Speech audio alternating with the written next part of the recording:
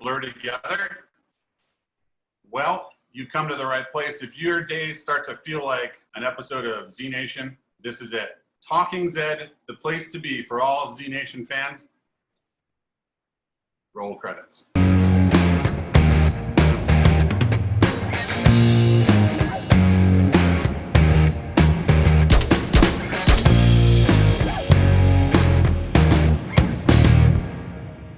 Well, hello, everybody.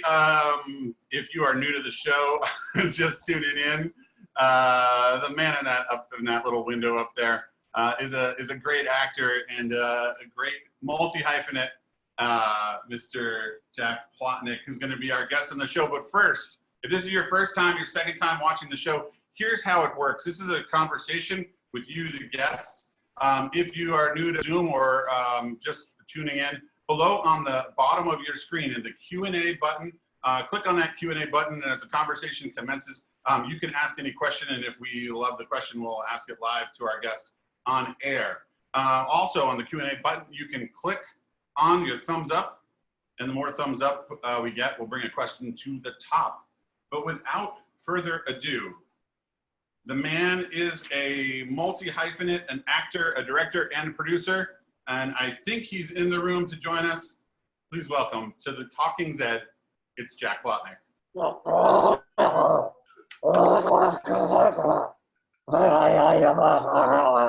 Jack.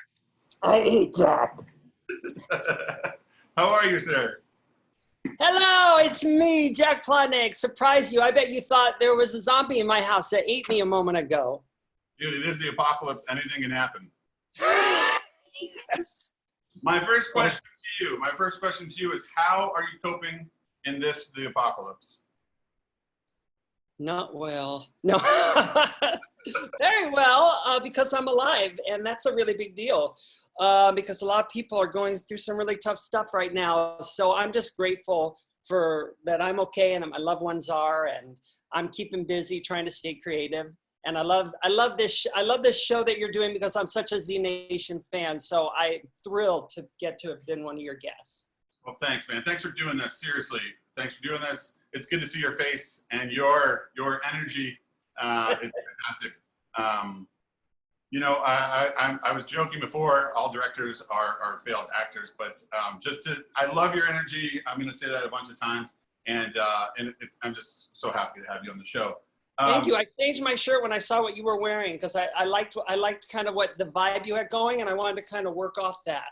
Thank you. I'm doing a protect our forest thing, and save the trees, something like that. Someone's gotta.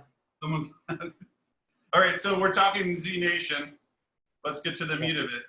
Oh yeah. You were on season 5. You played Roman Estes, and the thing I loved about that character is you started off kind of as a good guy, and then you're revealed to be sort of not so good. Yeah, and the secret to know when I'm good and bad is when I'm a good guy, I have adorable bangs, and then when I'm a bad guy, my hair is all standing straight up. Is that true? It is true, because it was an idea I had that I was like, well, because when you first meet him, I had longer hair and he's pretending to be good. And then I had some time off before we shot the stuff where he's kind of unmasked as not a very nice person. And I was like, let's like change his look. And then when I saw this series, I was like, oh, why'd I cut my bangs? They were cute. Well, Jack, I think I've known you now for 9-10 years. It's been a while since we worked together. And you were on the first few episodes of this season, on season 5, and then you came back for the ending of the show. And so I came on the second unit on like the second or third episode. I think I told you this already. You were long gone. You're back in LA. I'm in Spokane. But every episode in the beginning you were in. And as I walked down the hallway to get to the restroom, I had to walk through editing, and I heard your voice all day, constantly, in those first few episodes. So I felt like I was with you in the beginning, and I know we connected in the end. Yeah, yes. Yeah, it was incredible, because when I arrived, there was a terrible fire in the city next to Spokane. And something about the geography there, it's so weird. Like the geography funneled all the smoke to Spokane. So even though the fire wasn't actually in Spokane, the smoke was so bad, it was at a level where they said if you leave your home, you could die. And so my plane was landing and the city was on fire. I'm like seeing the smoke from the plane. I'm going, oh shit, what did I get myself into? And when I arrived, they had to, we just locked down in our hotel. This was for the beginning of the season or at the end? Because I was there during this. You're talking when you came back, right? For the end? I think we actually shot some episodes where you can see the smoke. If you look. God, I was sure that was right at the beginning. But anyway, then just consider it an interesting story about the end. So what was it? How did you get cast on Z Nation? What was the casting process like? Oh. Can you tell us about getting on? Okay, so the casting director is a fan of a really silly character I used to do in my sketch show that I then produced and starred in a film about her. I play an old woman in this movie called Girls Will Be Girls, and it's really raunchy. It's like full John Waters. Mm-hmm. And he was a fan of that, and he thought of, I had been putting out comedy videos, and he saw one of my comedy videos, Scotty Mullen saw one of my comedy videos, and he was like, oh yeah, I like Jack, I'll bring him in. And I was so blown away by the writing, and I had to do, my first thing I had to do was a self-tape, you know, where you film the sides and then mail it in. And I think I filmed it twice in one evening, and I looked at it in the morning. I thought, this is horrific, and shot it one more time, and that was the one, and I mailed it in, and they liked it enough to bring me in. And I think Lydia, who plays, what's that character's name? Pandora. She, I love Lydia, by the way. She is the nicest, sweetest woman, 8 times as nice as you'd expect someone that talented to be, because she's really talented and then crazy nice on top, so it's too much. I'm overwhelmed. The point is that she was in, I think, right before me. Oh, wow. Yeah, and I saw her, but I didn't know her at the time, so I just saw a lady. Do you recall what the scene was that you got as your audition 100%. scene? I know both scenes. One of the scenes kind of ended up not really being filmed. Probably the information was spread out for a bunch of different scenes. But the second scene I had to do, these were like very monologue-y scenes. So it was just me going like that. And the second scene was a scene that I had to do with Sun Mei, in which I'm telling her, you know, you've got to, it happens later in the show, and she's trying to sneak something out of the grave, and I approach and I tell her, you know, you got to fix this, and I'm kind of starting to unmask myself as not a great guy. But anyway, the interesting thing about that scene, I hope I did a good enough job explaining it. It's the one where I catch her sneaking something out of the mausoleum of all the people who died, right? Anyway, the interesting thing about that scene is it's a big scene with a lot of talking, and because we were running late the day we shot it, and it was happening outside and the sun was setting, it was crazy, because they were like, we have to get this in one shot. And it was like one of those moments where you just, as an actor, you just have to go, okay, focus, because we knew we had like one take to get it. So as an actor, if you have one take to get it, does it help you if someone is directing you to say, Jack, we only have one take, don't F this up? Or would it be better to just say, hey, we got to move, you know, does it help you? Or does, you know, it does? I think you got to I think you have to let the actors know, because, you know, I'm not one of these actors, but some actors will go, oh, well, we've got plenty of time, so I'll just kind of stop mid-scene and say, can we start over or whatnot? And I think I was glad that they let us know, but P.S., there was no hiding it. Just the crew, because we didn't know if we were even going to get the shot. We couldn't get the shot if we didn't get it that day in the next 10 minutes. And then the 10 minutes became 8 minutes. And they were like, okay, and we started shooting with essentially 8 minutes left of daylight. Wow. So you couldn't hide the fact. Well, I wish I had that scene to go to. I don't. But I do have a really great scene that I wanted to show from the episode 12. So it's at the end of the season when you've been revealed to be the baddie. And now that people are starting to get a vibe for you as Jack the person, I love how much of a badass you are in this sequence. You're John. Let's do number 2. This is from episode 12. At all costs. Hey there, Essence. Hey, yo, hey, Essence. Hey, I'm talking to you. Murphy. This is what they used to call a show of good faith. With me and my talker friends coming along, nice and easy. Well, you had a choice. There's always a choice. Ramon, listen.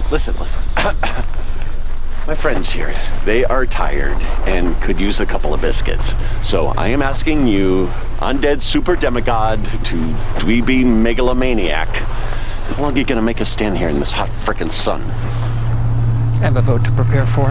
A vote? Great. I'll help pass out ballots to my friends here. They live for democracy. They live for democracy. Cute. Problem is, Mr. Murphy, my democracy is only for the living. Well, let's put that to a vote, huh? Put them on the buses. Hey, this is voter suppressing, you know!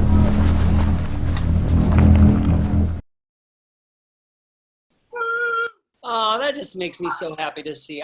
Keith is so great, such a fun guy, so kind. That brings back lovely memories. I have an interesting story about a scene we shot right around that time, if you want to hear.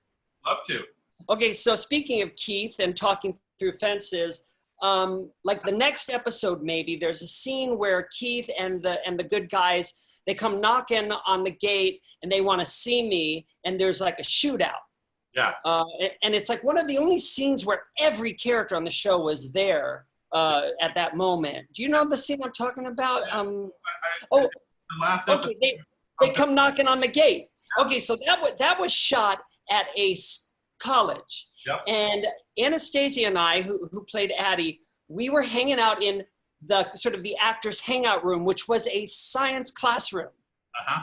And this guy comes in wearing a white lab coat, and I was like, oh, do you work here? And he's like, yeah, and there's dead bodies in the room next door. Want to see them?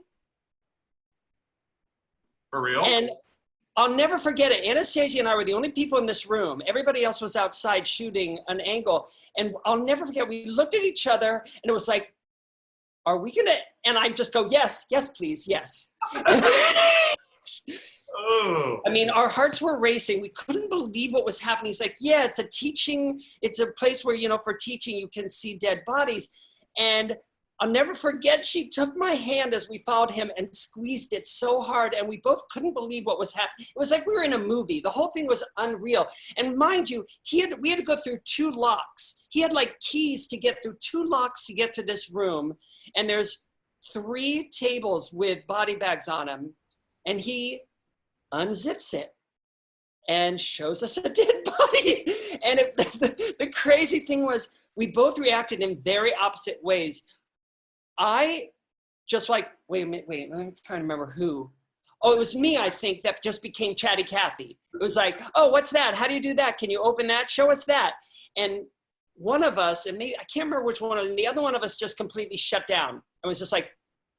That would have been me. Yeah, I would have gone. He lifts the chest cavity up and shows us the organs. And so anyway, all of a sudden we hear a bell, and they're like, where are the actors? And we go, thank you. And we run out, and all of a sudden, literally, it just like the next second we're there looking at the rest of the cast right in the face, and they have no idea what just happened. And we went right into the next scene? Literally right into the scene. So, and it was like unreal. One of our audience members is asking, what was your toughest scene to shoot? Was it? Yeah. No, I mean, there's different versions of tough. Sure. For some reason, the final episode was a long day. Alex was directing it, and he's such a great director. And it's the scene where, bathed in blue light, I'm showing them the pool that has the batteries inside. Yeah. And that scene, and then there's a fight scene. There was a lot that had to get shot that day. And then at the end of the day, we just needed to sort of fill in these moments where me and Kalita are trying to shut down this pool. And there's just a lot of struggling with wrenches and banging on things. And for some reason, I don't know, I'd run out of energy but and we had to shoot these little like 2-second moments where we had to be at the highest energy we've ever been in our lives because we're literally about to die if this thing explodes. And I just remember being like, I gotta just sort of get through this. It wasn't an important scene. The camera really wasn't even on my face so much, but it was just, God, it was just really hard. I don't know why. I mean, when you go to those little cutaways and the energy level is at one level, and then on the cutaway it drops down to here. I mean, you feel that in the cut. So sure. I mean, I knew it was the big finale. I knew we had to deliver a very exciting moments in these little moments, and I guess my brain had just melted by that time of day, and it was hard. But then I got to shoot her, and that was a thrill. And it was a thrill. I mean, she's an iconic character, and she's such a great actress, and it was really cool to get to do that moment with her, and it's a cool moment. Jack, were you a zombie fan before you joined the show? Oh yeah, absolutely. Yeah. I'm fascinated by Z Nation, but all zombie shows, like all the movies and the 28 Days Later and the Shaun of the Dead. I'm fascinated by it. Yeah. Well, so life and death. And the book Z. Sorry, go on. No, I was going to say I have a clip from the last episode, and man, I wish I just had them on a DVD and I could just grab to any spot. But this is Sun May is dead, and you and the lovely Lydia Hurst cavorting around with her dead body. I believe this is the pre-title sequence for. I love this scene. Episode. I love this scene. This is what I love about her character. She has so many different qualities. I mean, I'm bad, but she's the big bad in some ways, you know, and yet you like her, and yet she's silly and she's so evil in some ways. Anyway, yeah, this was a funny scene. She definitely has theatrical presence in her wardrobe and costume and the way she holds herself. Pandora? Yes, my love. Could you please come here and show us what George told you? Of course. Well, it took a little convincing, but once I found her weakness, she gave it up, like the human that she is.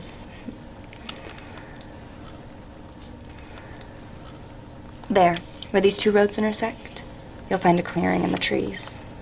How many talkers she say are there? All of them. Well then, that's perfect. Far from prying eyes. We'll need to hit them before George has a chance to warn them. And before they can hit us. Your rules of engagement haven't changed. I understand, sir.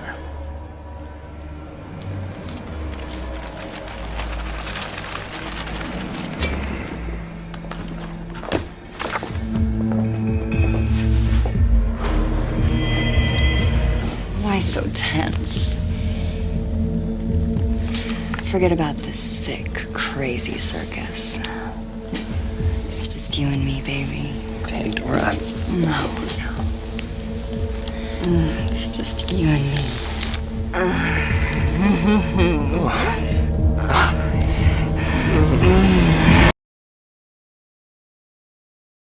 Okay, you know you're sexy when you can rock that horrible wig with the crazy bangs cut off, but she looks amazing.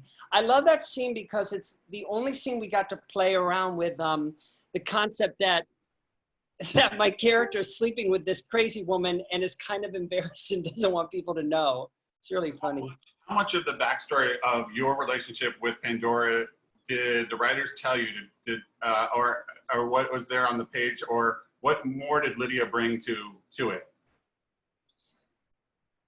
Well, I mean, she just breathed life into the character, and you know, it's interesting that you say like when you talk about backstory, because that's what a great actress does, is she plays this role and you feel like there's this whole other series you could watch about her, you know, like, and so yeah, I mean, I mean, that's all Lydia, and she really made it such an individual person that feels so real and has so many different qualities. I mean, she's not just bad. And that's also what I love about Carl's writing, because he doesn't just write like, I'm the bad guy. He really wants well, I don't want to say he wants, but in my opinion, he gives you these characters where you can sort of understand what drives each person. And that's like much more, I prefer that because it's more like real life, you know? Sure. It's Well, like even Thanos thought he was helping. It's like, it's a much more interesting kind of take on creating a thrilling show. Yeah, I And mean, yeah. the bad guy is only the bad guy in someone else's story, right? In your story, you're the good guy. You're doing the right thing and making the right choices. Absolutely, yeah.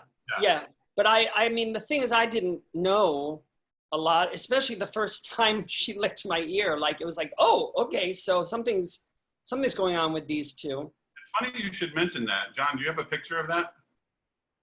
So Alex Yellen, my dear friend Alex Yellen, the director of photography and also a director on the show, told me that I needed to bring this up, and there was a good story with this. I think what I've been told, and if I can jog your memory, is that no one told you that Lydia would be licking your ear, and she just kind of went for it. Yeah. Yes. That's absolutely true. And it was indeed wet. And no, we laugh very hard. We laugh very hard. It's not in her personality to lick somebody's eardrums. So she giggled a lot too. How do you keep from not breaking as an actor? You know, I wish I broke more as an actor. There's a thing that happens when you film a TV show where at the final like cast party, when the season's over, they showed that like what's called a blooper reel. Yeah. And I always wish I had more bloopers because they're so funny when an actor screws up a line and goes, ah, blah, blah, blah. But I don't break a lot.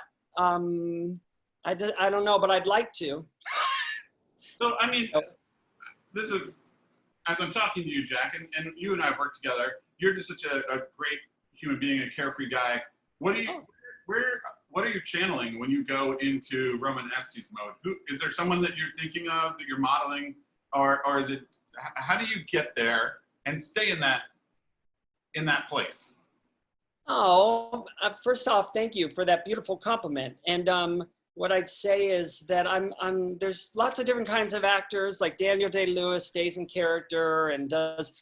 Kate Winslet likes to do a lot of research, and then there's actors that just kind of show up on set and let the writing do most of the work, and that's how I approach it. One of the first jobs I had in Hollywood was with Sir Ian McKellen in a movie called Gods and Monsters, and it was incredible to watch him because on set he was always just hanging out, joking around with people, being very silly, and then they would say action, and he would just, he was nominated for an Oscar. Or anyway, that's kind of what I'm like. In other words, I trust that the character will come through the material, and I don't sweat it too much. And mostly, I just try to not start acting, because I believe what got me the role is that I kind of when I do dramas, I really try to not, well, people call it overact. And there's great power in not overacting. And I also think that based on my audition, it's clear that Carl wanted a performer to play the role in a way where they're not like shouting and screaming and being villainous, because and so I didn't feel any pressure to do that. And I think that makes you so much stronger. And for me, Z Nation is the best acting I've ever done, because I've never been given an opportunity to play a role like this, where I could trust that I'm enough, and like the finale where I'm telling them the truth over the blue reflective water. I'm really proud of that, because, there's many ways you could do that and they're all great, but I was very proud of how little I did so that the camera could stay in close up. And yet I think that his passion and insanity comes through. Well, I would agree with that. I mean, it's such a cool, it's almost creepy performance that when you get that, I think anyone who's that controlled, and you seem like a controlled performance toward the end, like, like as you're getting smaller, it kind of forces the viewer to lean in. You were saying you don't want to act, if I'm quoting from you correctly. Well, that's not how I put it in my acting workshop, but it's how I'm putting it now for like the layman. But essentially, I want things to happen to me versus me feeling like I have to make them happen. And my first day and this was the goal when I flew to Spokane to do it, I said, I want to go further down that road than I ever have of trusting that a drama doesn't need you to make things happen, but instead to allow things to happen to you. And I'll never forget my first scene with Kalita because she's the master of that. I mean, she is so powerful on film, and in person, what she's doing is so small and yet so honest. It's not that she's telling herself, don't do anything. It's just that, you know, that's an actor who's like not making things happen, but allowing shit to happen, and it's small and it's powerful. And I'd like to, you know, doing this show was an incredible experience for me to go further down that road of doing that. Because I started in Hollywood as a comedian, you know, and I had to go through quite a lot of learning to figure out how to do drama acting well. Well, I mean, I think that's a great compliment to you and your craft, because I do think of you in a comedic role. I think of you as someone who's inherently funny, and I know your videos and some of your things that you like to put out there to sort of fulfill yourself as an artist. And it's really cool to me that visage of you is totally gone in this role. Oh, thank you. We have a question about who, if any, actors or actresses have influenced you? Oh, influenced me. Thank you for asking. Meryl Streep, I just love her, and Carol Burnett. And those are like I'd freak out if I met Meryl Streep, but I actually got to meet Carol Burnett because a friend did a TV show she did, and I just gushed like you would, and it was heaven.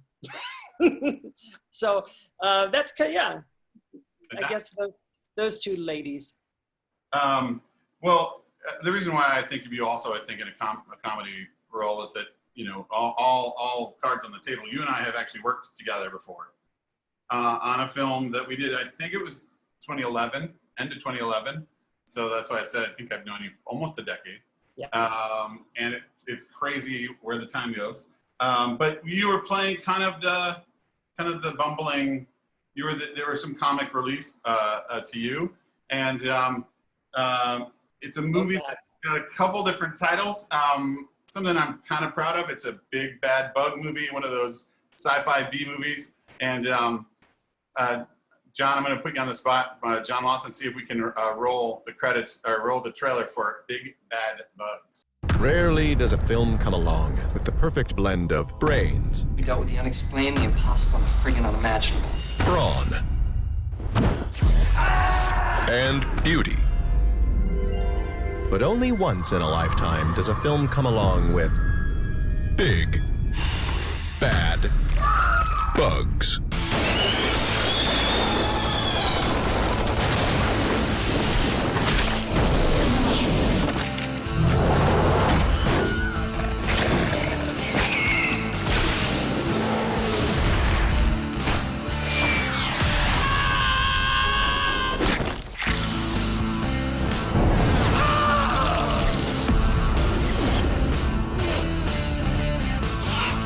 I am getting sick and tired of these big, bad bugs.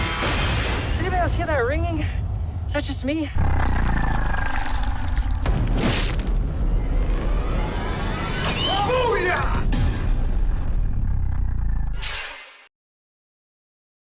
I need that in 3D. Jack, I looked at the old trailer for The Vortex, and you were in like 3 clips. And once we leaned into Big Bad Bugs, our original title, by the way, it was originally titled Big Bad Bugs. Once we leaned into that title, all of a sudden you were in every other clip in the trailer. That happened. I don't mind.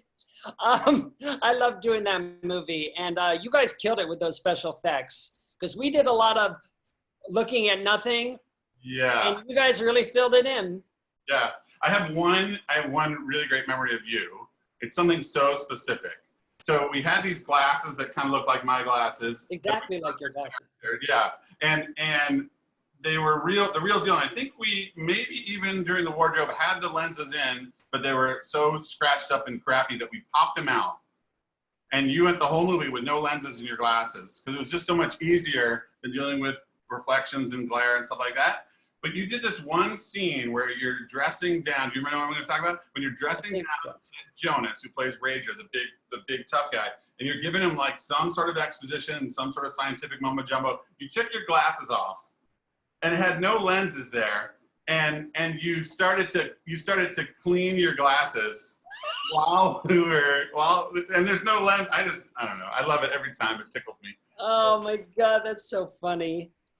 Well, that was an intense experience. Wonderful actors, Ted, Sarah, such great memories from that. And we really, we were actually hiking through those deserts and really in that cave. And it was an incredible experience. We put you through the ringer, my friend. I think in the behind the scenes you talked about, we had you running down a hill. Yeah. And you did it for real. Yeah. You're being chased by a mega hornet, as you do in these type of movies, that there's nothing behind you. And you tried to put the brakes on and just kept going until someone caught you. Yeah. Halfway down the hill, I realized I'm not stopping, and I can't stop unless I fall. That's what adrenaline does. Did you know that Alex Yellen, who shot that movie, was on Z Nation, or did you have that moment when you came onto your first episode where you were like, I think I know that guy? No, I think Scotty told me that I had that there was a director that I had worked with. Yeah. Oh, right on. Yeah, and he's great. It was a homecoming of sorts. Yeah. We're right about 5:30, and so I'm going to do a quick promo for next week's show. Okay. Next week, May 15th, our featured guest from season 5, another of the actors from season 5, Katie O'Brien, who played George. And is a martial artist and actor and killing it right now. I see her everywhere on television. She's going to be on next week on Friday, May 15th, joining us. If you're a fan of George and you're a fan of Z Nation, be here and check us out. May 15th. Yeah, I love Katie so much. I love that woman, and she was so kind to me when I arrived because she had done a bunch of episodes and I was the new kid, and I just held on to her for support, and she's a wonderful human. Well, I am going to sing her praises as well, because she was new to the show for that season, but had been there a couple episodes before you. And I came in on like the 3rd episode. In the 2nd unit, we kind of do cleanup work as the show progresses. And she was one of those folks that just came right up to me, and I was nobody and just a crew guy, and talked to me as if I was her long lost friend and most important person in the room, and just a fantastic human being, and not too shabby as an actor as well. Yeah, absolutely. She's marvelous. So, Jack, I know that you brought with you an exclusive deleted scene, and I want to thank you for bringing that. I know you're pretending to be shocked right now, but this is an exclusive deleted scene from Z Nation. Hi, my name is Trevor, and I'm a zombie. People blame us for, running around trying to eat them. The thing is, there's nothing else to do. We can't go see a movie. Nobody's making movies anymore. So, we're hungry.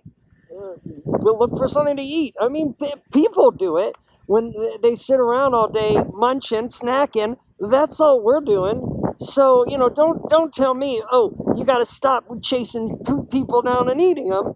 When, look, I didn't cause this. I'm as much of a victim as you are. So, excuse me for filling my time. Oh, darn. What episode was that from again? Right. Okay, so I was in the makeup trailer. I saw a box of masks. I was like, oh my God. Those are zombies. And, I told you I was obsessed with zombie movies and TV shows, and Z Nation especially. And so they were like, oh yeah, but these are for like the deep background. And I was like, I asked if I could borrow it. And I I made, I think, 4 episodes of Trevor the Zombie. And my favorite was, well, 2 of them, I gave a reason for why zombies, sometimes they walk, sometimes they run. And I gave a reason for why they are always clawing at fences. Yes. And if you're curious to see them, they're on my Instagram and my YouTube channel, which is just my name. That's where I put all my comedy films like that. If I recall, the fence was kind of your enemy. You had to disdain for the fence because you couldn't figure out how to get Oh, through yeah. They can't figure out how to get through them. So they're very frustrated by them. if you can put it into words, but I mean, you are so prolific with these short films. You're kind of known for that. I love the fact that with Facebook and social media, it feels like every couple weeks you have something new. Have you always been doing short films like this? What strikes your fancy to make you do one? How much preparation do you put into this? My filmmaker hat is on overdrive when I see these, and I know they're low budget, and I know you're kind of operating the camera and doing almost everything yourself. Explain yourself, Jack Plotnick, right now, with all these people listening. How do you do it? Well, making them keeps me happy, and keeps me from like sitting around watching TV. And I was always a sketch comedy person. I started out in, doing sketch comedy, and then I started making these films when I realized I had a camera in my pocket that was as good as somebody else had made a movie with. And I thought I can use it and start filming stuff. And I always film the stuff on my own because I just feel too bad asking someone for help. But it was so great because I had a lot of downtime while other people were shooting on Z Nation that I had time to shoot little comedy films. And probably my absolute favorite was we were shooting, and there was an incredible set right next door that is part of the Z Nation set. And I saw this wrecked car, and I was like, oh my God, like, when do you ever get a wrecked car? And so I ran back, I was like, can I borrow a wig? And they were like, the makeup trailer was like, yeah, here's a wig. And I was like, I want to, do we have a lady's jacket? And I actually wore one of Addie's jackets. Like, that's Addie's jacket in that. And I did a scene that utilized the car with this broken out window and an airplane. You guys had a crashed airplane on that Z Nation set. Mm-hmm. And so that video looks so expensive, but no, I don't plan barely anything past a sort of general concept. And then I'll just do improv, and then I find it in editing. Well, I was trying to find that one. Is that on your website? Yeah, it's on YouTube. It's on my website. I can show it if you want me to show it. What's that one called? It's I don't know, but it's there in my comedy movies on my website, or I can pull it up and share my screen if you want. Well, and then I did one where I used the school. And anyway, the Z Nation was very nice to not shut me down. Let me put it that way. I mean, I knew, I was like, okay, Jack, you're walking a line here. Like, you can't literally show things from the show. But yeah, you could. They were so nice that they were like, oh, Jack's making a weird video again. And it was great to have some free sets. Well, I got a few that I liked. I just randomly picked. You have so many. I mean, I'm trying to do one a week if I can. So I mean, you have 100.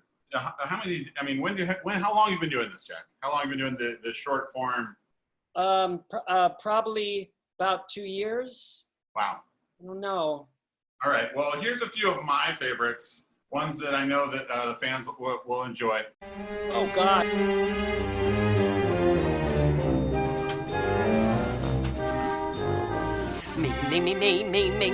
Meter. I read the kilowatts, and that's what I'm for. Meter.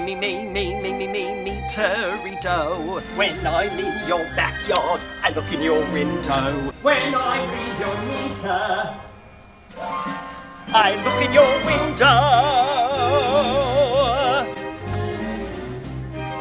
The eggs have hatched. They have had. The chicks have been born. Wonderful. We've been waiting so long. I don't see the chicks. What do you mean? There's no chicks. Do you know where the chicks have gone? Where are they? Oh no.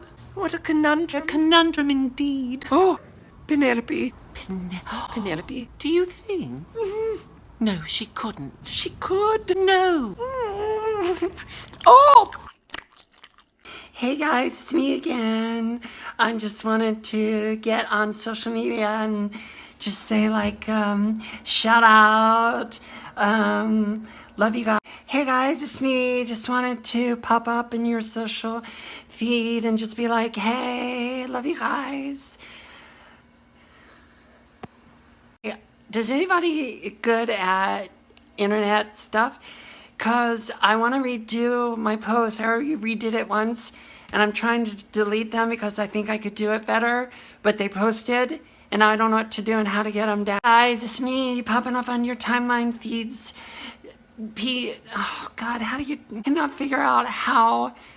Okay, so I'm just trying to say hey and shout out, and then but I'm not getting it right, and then I can't figure out how to take it back down. So if anybody knows, if anybody can tell me, just text me and tell me how to, what do you do? How do you take down a post when you've already posted and you don't want to have posted it? Man, just popping into your, hey, just me and just popping into your, saying hey to your posts and your timelines. So, hey.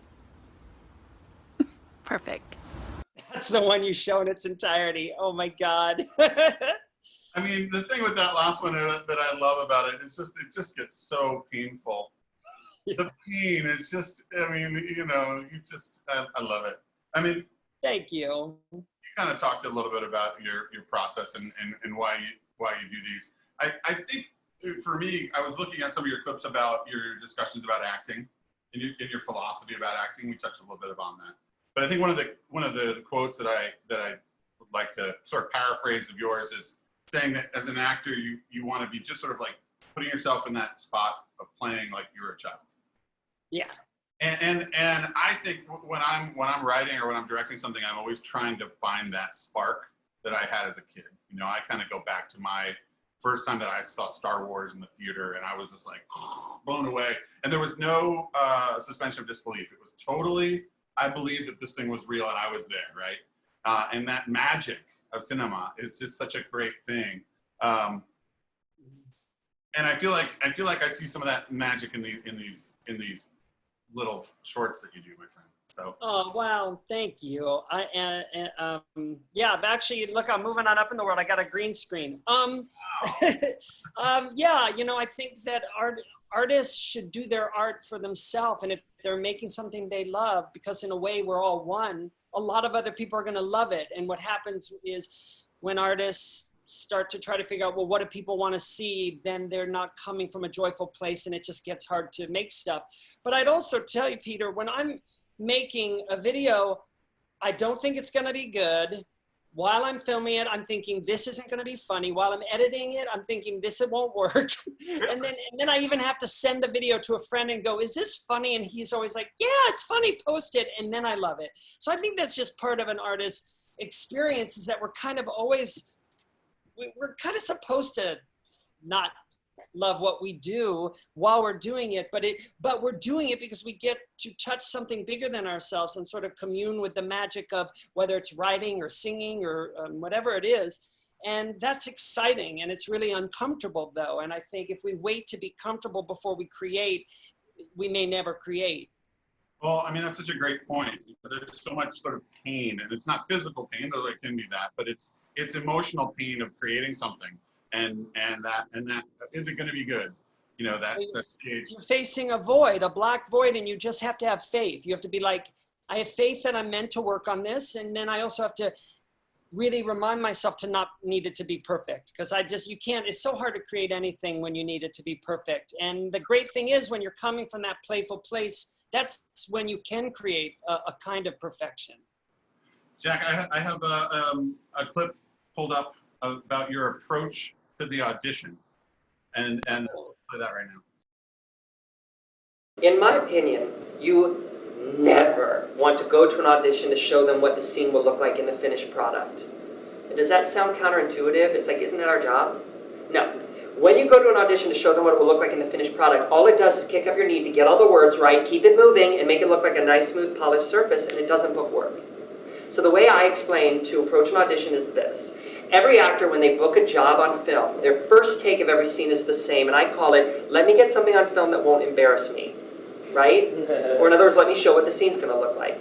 And the director's like, okay, moving on, let's keep going.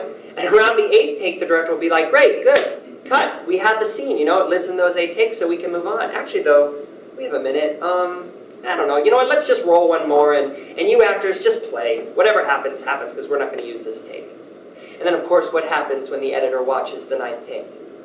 He's like, finally, some stuff I can use, because the great movies and TV shows are made up of lucky accidents caught on film. So you want to approach your audition like it's the 9th take, where you have no responsibility to the scene, and instead you're playing in these circumstances, just wanting stuff to surprise you. Because when something surprises you in an audition, there's an electric jolt in the air, and everybody feels it, and the more of those you have, the better chance you have of booking the job. Yeah, that's kind of what I call the secret to acting. And it's the only time we allow ourselves to act, because acting is behaving as if it's really happening. And we only give ourselves permission to do that when we think, oh, this one's just for me and we're just playing now. But if anybody out there is an actor or knows an actor and enjoys that kind of approach to acting, I have a free ebook with everything I teach actors written in it at my website, jackplotnick.com, and you click on the teacher, and then the book is called New Thoughts for Actors. Because what happened was I had to get over my own anxieties around acting.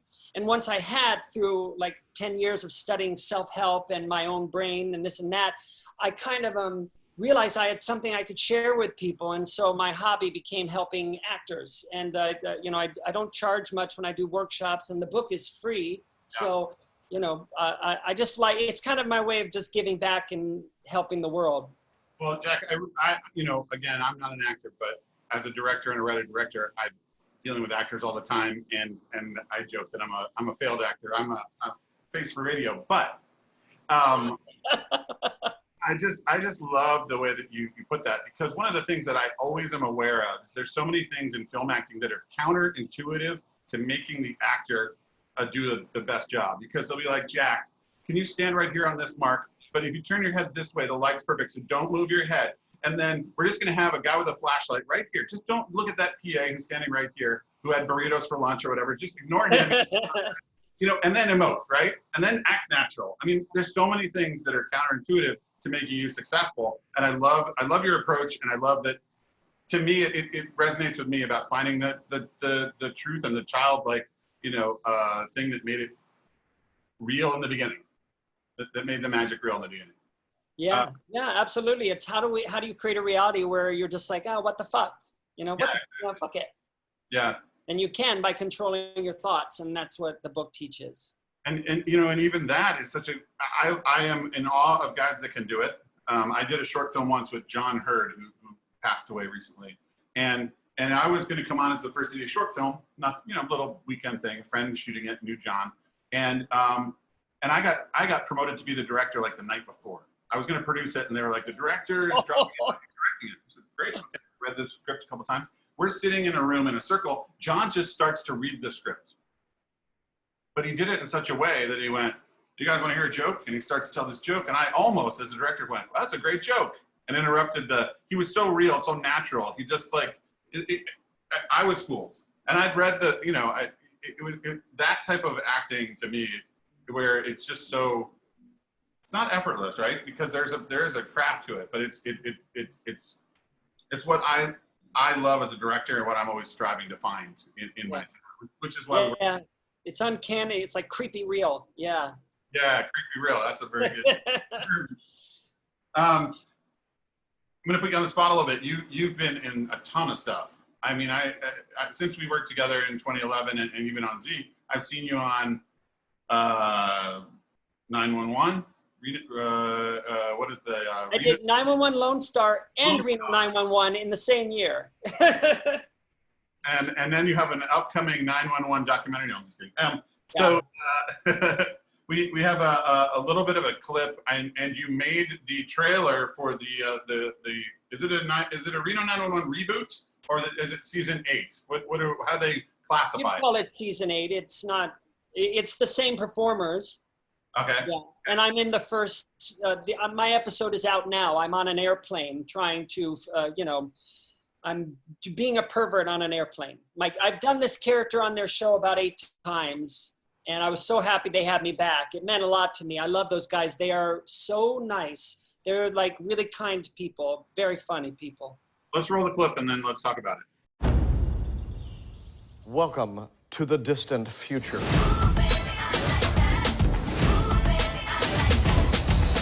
A lot of aspects of law enforcement have gotten tougher in the past couple of years. What's up, Biggs? How many guns you got in there? 50? 50. Don't hang. But if we didn't love it... From the back. How many guns you got out there? None. We wouldn't be here. Let me first make sure I'm not pregnant.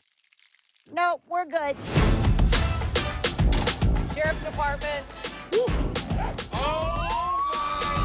Yeah, take it. Yeah, it's fine.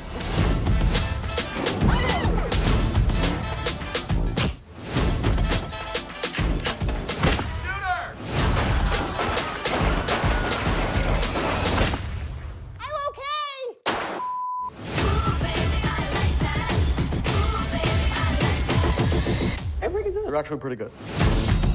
Yeah, let's do it. It's starting! What you do very important. Smize, and then I smize. You get him? No. What are you thinking? And 5, 6, 7, 8.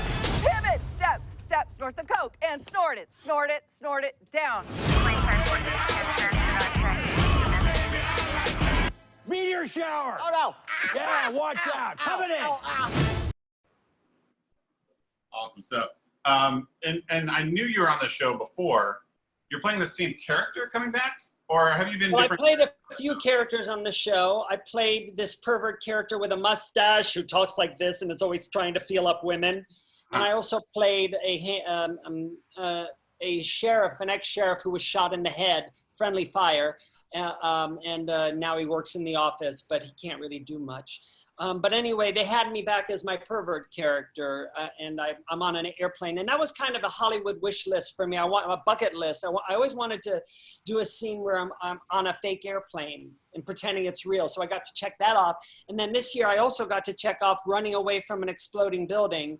And I got to do it with Rob Lowe. So it was like, I got a lot of wonderful wishes this year. Came true right before the end of the world. Before the quarantine. Hey, so on a show like Reno 911, how much of it is scripted? All of it is improv. All of it. So you go into the scene and they say, this is where it needs to end? All I know is what's going to happen in the scene. Yeah. But I don't know what I'm going to say at all. Yeah. But I might know, they might, this show we had to plan a little more exactly where I would be because the way they shot it, for Quibi. But no, I had no idea what I was going to say. I haven't seen it yet. I gotta download the app and watch it. I'm excited. Well, for those of you just joining us, just a reminder, the Q&A button on the bottom of your screen, if you have any questions for Mr. Plotnick, just hit the Q&A button, and if you have a question that you like, or you see a question that you like, you can hit the thumbs up, and it'll raise to the top of the questions. I did an improv movie like what Reno 911 does really well. I did a very poor job of that, but it was early in my directing career, and we didn't realize that if you give improv actors a different scene every time and they just go with it, in the long form, the jokes build on each other. And then in the post process, when we would say, we're going to kill this scene over here, oh no, we just killed a joke that they're calling back to that was in this scene. Oh. It was like a math algorithm with an edit, because at the end of the day, it needed to have a story that went from beginning to middle and end. We spent 1.5 years in post on that thing, Jack. This is in early 2000s. Back when Waiting for Guffman and all those things were inspiring us. What was it called? Reality and Stuff. Can people watch it anywhere? It used to be out. I have, some old DVDs that people used to watch video on. But we're actually going to probably try to put it up on Amazon and get it out there. So a guest is asking, what was your favorite role besides C Nation? Well, I mean, acting opposite Ian McKellen was a thrill in the movie Gods and Monsters. And then the fact that I was actually in his Oscar clip was just like beyond overwhelmingly that, you know, one of the greatest moments of my life. And so that was really cool to be in that movie. And the neat thing about that movie is it did so well, it was nominated for an Oscar. And when the director, Bill Condon, when he showed the movie to Sundance, his agents were there and they saw the first screening of the movie, they dropped him. Really? Yeah, because, well, they just didn't get how good it was. He got the last laugh, that's for sure.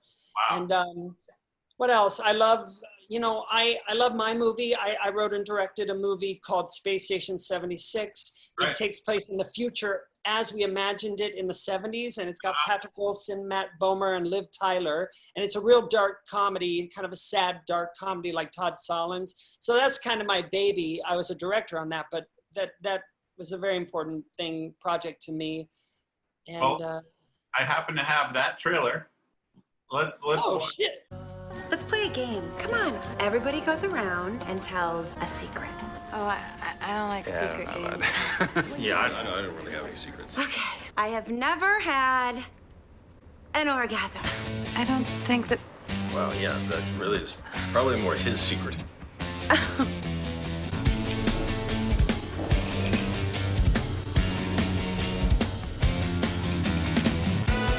You shouldn't take those without. Isn't it really, really boring hanging out with me? Hey!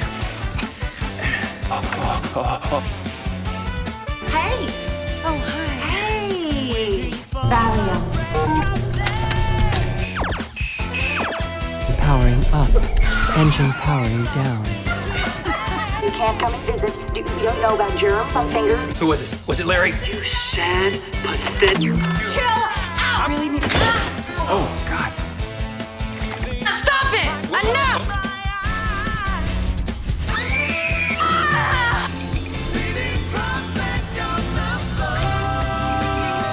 I'm going to up your dosage of Valium to as much as you'd like.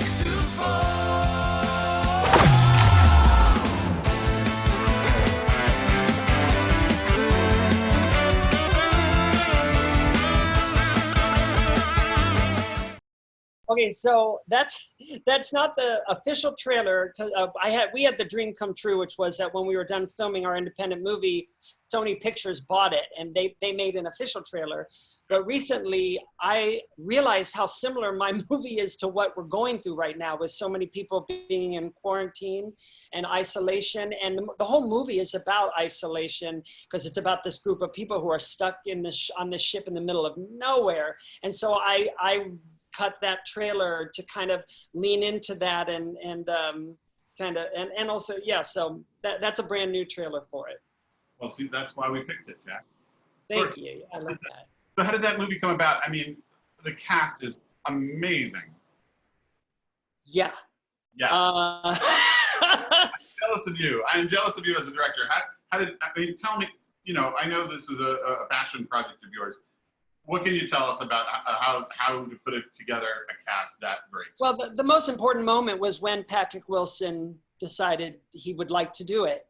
Yeah. And I had actually offered him a different role, something much more like the roles he was playing at the time. And he was like, no, I want to play the closeted gay captain of the ship.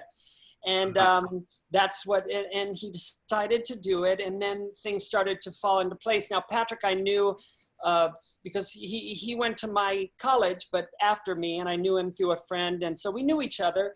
And then we got Matt Bomer, because Matt was with the same manager as Patrick. And I was over the moon by the fact that these people said yes. I mean, the movie was shot in like 18 days. So they were, the only reason we got them was because we only kept them for a few days. And then Liv Tyler, I can't remember how I got it to her, but she actually, she liked it and she wanted to do it. And then she decided she wasn't going to do it. So I wrote her an email and I said, I think you should do it. And she was like, okay. Anyway, so, I wasn't obnoxious. I just tried one more time and I'm so glad she did. And we had Jerry O'Connell in it, and and Marissa Coughlan. How did I get the cast? I think that the script was sort of delicious because it's not formulaic at all, and it's got a lot of like meaty scenes where and actors, we like to get to do a scene where you can sit in the scene and have something really happening, and the movie isn't just to serve like some sort of thriller in space. So it was really about showcasing these great performances of these lonely, lost souls on this spaceship. So I guess that's what made them say yes. Awesome. Well, I mean, I have to say, Wasn't the money. as a space nerd, I loved the aesthetic. I mean, yeah. I mean, it was just, you kind of lost. I would lose myself in the details. I got to build the spaceship I wanted to live in as a kid, and we cried when we had to break that set down. And one of my crew members brought part of the set home and built his bedroom to look like he was on the set, and I wish I could have done that. That's awesome. It's beautifully designed by Seth Reed. Gorgeous. And where can you see it now? Where is it? Anywhere you stream digital content, you can find it. But also, if you have Stars, it's free right now. And it may be free other places. I'm just not sure. But essentially anywhere. Well, Jack, it's been just a pleasure to talk with you. So wonderful, and so many wonderful memories around Z Nation. And I want to give a shout out to any of my cast members who are watching. I love you guys so much. I miss the show, miss the people and the crew. Well, thank you for having me. This was a blast, and that was so great to see all those videos. Had no idea you were doing that. Well, this is a great way to spend my day in the quarantine. So thank you, my friend. Please stay safe, be well.